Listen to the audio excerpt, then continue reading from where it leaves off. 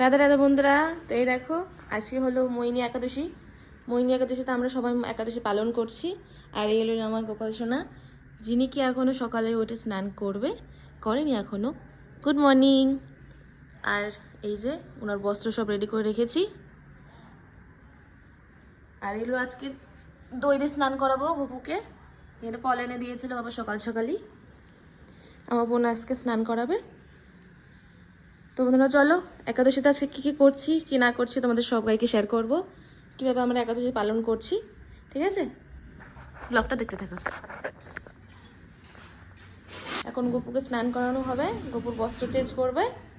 আর এই যে এক এক করে সবার করা হবে বাড়ি বাড়ি। গপু তুমি স্নান করবা? হ্যাঁ, বল দেবে এখন গপু। দেখো ওর বাথটবে বসে গেছে, ওর প্রিয় বাথটব। ছোট রাধারানী আর গপু সবাই বসে গেছে, এখন স্নান করার পালা। এই দেখো এখানে দই বের করে রেখেছে।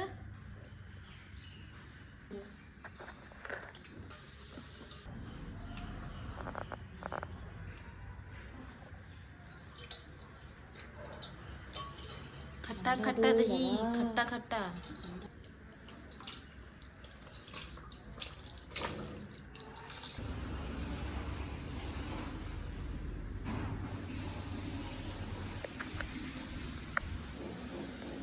বড় গোপালকেও মুছিয়ে দিচ্ছে না, কত সুন্দর লেগেছে দেখো, চকচকা।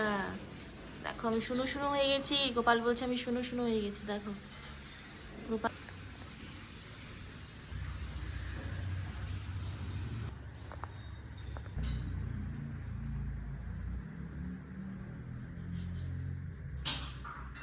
এখানে ফল কাটা হচ্ছে। এখন ফল কাটা হবে এক এক করে, অল্প অল্প করে।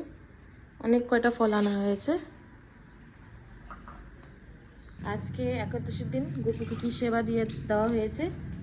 কলা রয়েছে, আপেল রয়েছে, আম রয়েছে, বেদানা, বলতে গেলে ফল দেওয়া হয়েছে, কারণ একাদশীর দিন তো অন্ন খাওয়া যায় না। তো ফল দিয়েই সেবা দিচ্ছি সকালে। আমার বোন এখন সেবা করবে। এই দেখো আমার মাও রেডি হয়ে আছে, বাকি ঘরের কামগুলো সেরে রেডি হয়ে আছে। রাধে রাধে। আজকে মোহিনী একাদশী, আশা করছি সবাই একাদশী থাকবেন যারা যারা কৃষ্ণ ভক্ত।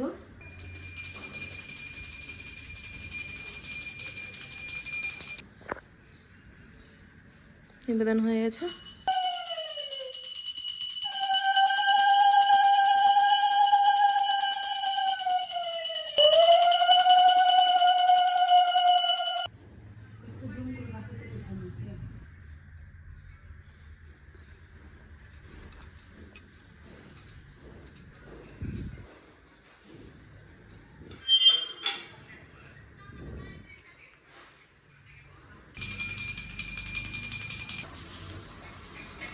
পূজাও কমপ্লিট হয়ে গেছে।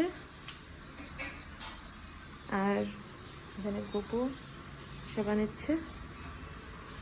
একটু পরে আমরা কিছু হালকা ফুলকা সেবা নেবো আমরাও। চলো।